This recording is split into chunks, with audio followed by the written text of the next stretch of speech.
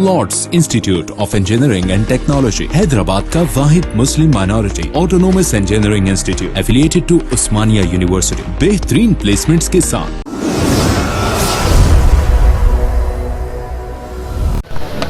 अस्सलामु अलैकुम वरहमतुल्लाहि वबरकातुहू। मुहतरम नाज़रीन किराम, आज हम पुराने शहर के एक अहम इलाक़े के अंदर एक बहुत ही अहम तरीन टॉपिक क़त्ल, इस्लाम में उसकी संगीनी और उस जुर्म की संगीनी बतलाने के लिए एक अहम इजलास में यहाँ पर हाज़िर थे। अल्हम्दुलिल्लाह बैरिस्टर असदुद्दीन ओवैसी साहब उसकी सदारत कर रहे थे, उलमाए किराम यहाँ मौजूद थे। पूरे जलसे का ख़ुलासा यही है कि क़त्ल एक बहुत संगीन जुर्म है। नबी करीम सल्लल्लाहु अलैहि वसल्लम ने फरमाया कि मुसलमान को गाली देना गुनाह है और उसको कत्ल करना तो कुफ्र है। कत्ल के वजूहात बहुत सारे हैं, जिसमें जायदाद का झगड़ा है, आपसी तनाज़ा है और ज़िनाकारी भी उसके वजूहात में से है, शराब नोशी भी उसके वजूहात में से है।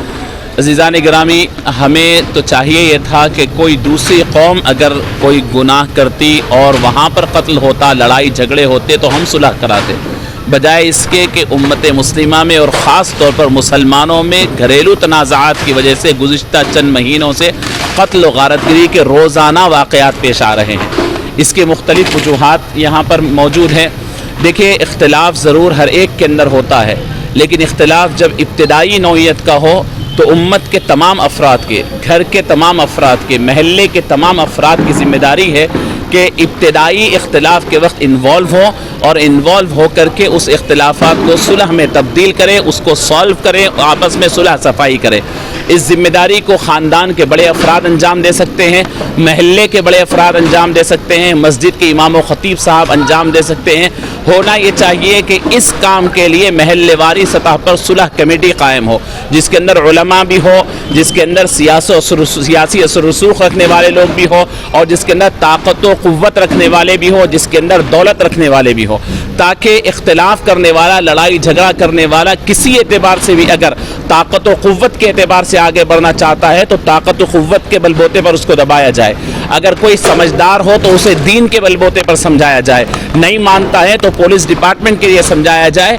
ये जितने कत्ल बढ़ रहे हैं ये अचानक नहीं है, पहले से मनसूबाबंदी और इख्तिलाफात बढ़ते बढ़ते नफ़रत बढ़ गई है। और जब इख्तिलाफ इब्तिदाई था तो इसकी वजूहात जानते थे महल्ले वाले भी, घर वाले भी और सोसाइटी वाले भी। यहाँ तक के बाज़ कत्ल में तो पुलिस वालों को भी इत्तला रहती कि इन दोनों के अंदर इख्तिलाफ था, तभी तो जाकर के मर्डर होने के बाद बताते हैं कि इनमें आपसी तनाज़ा था।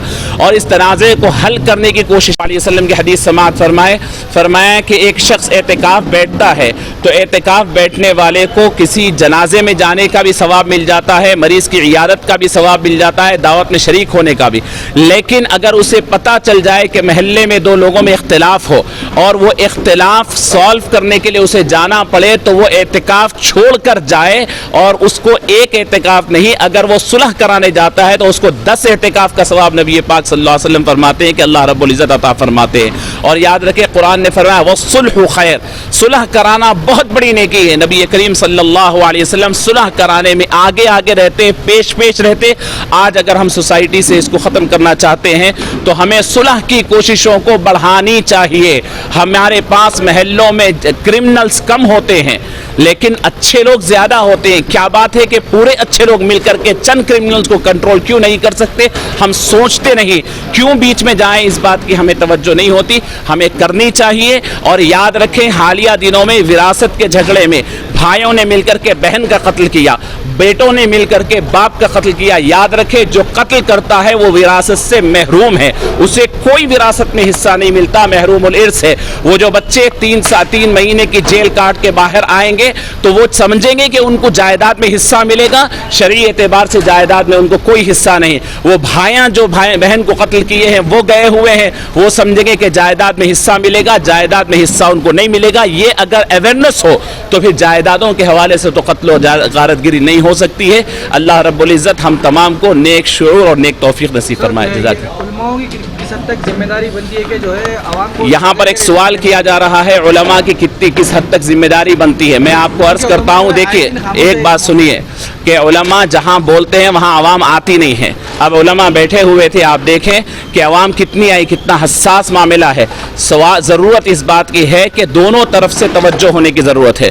उलमा जुमा की तकरीरों में बोलते हैं तो आप हजरात जो आवाम होती हैं वो खुतबे में आते हैं और बिल्कुल नमाज के करीब आते हैं, तो एक दूसरे का ताउन होनी चाहिए। जो उलमा नहीं बोलते हैं वो भी बोलनी चाहिए और जो बोलते हैं उसको आवाम एक्सेप्ट करनी चाहिए। अवाम उन्नास एक दूसरे में एतमाद का माहौल पैदा करनी चाहिए। माहौल आजकल ये हो गया है कि एक दूसरे को क्रिटिसाइज करे, दूसरा तीसरे को क्रिटिसाइज करे, इससे इमारत इस्लाम की बिखर जाएगी। इमारत जुड़ना है तो एक दूसरे का ताउन हासिल करे। जज़ाकल्लाह खैर। अस्सलाम वालेकुम रहमतुल्लाह। जर्मन 10 हॉस्पिटल ऑर्थोपेडिक से मुताल्लिक हर मरीज यहाँ शिफायाब। इनाम याफ्ता doctor Mir Jawad Zar Khan, senior orthopaedic surgeon, advance operation theatre, ICU, digital x-ray, laboratory, physiotherapy, pharmacy, sharing और प्राइवेट रूम्स, लेडी डॉक्टर्स और डॉक्टर अर्जुमन सुल्ताना गैनाकोलॉजिस्ट की खिदमात हासिल। वाजबी फीस और मुकम्मल सहूलियात से हजारों मुतमईन। एम्बुलेंस से आरास्ता German 10 orthopaedic hospital, pillar number 150, Attapur, Hyderabad.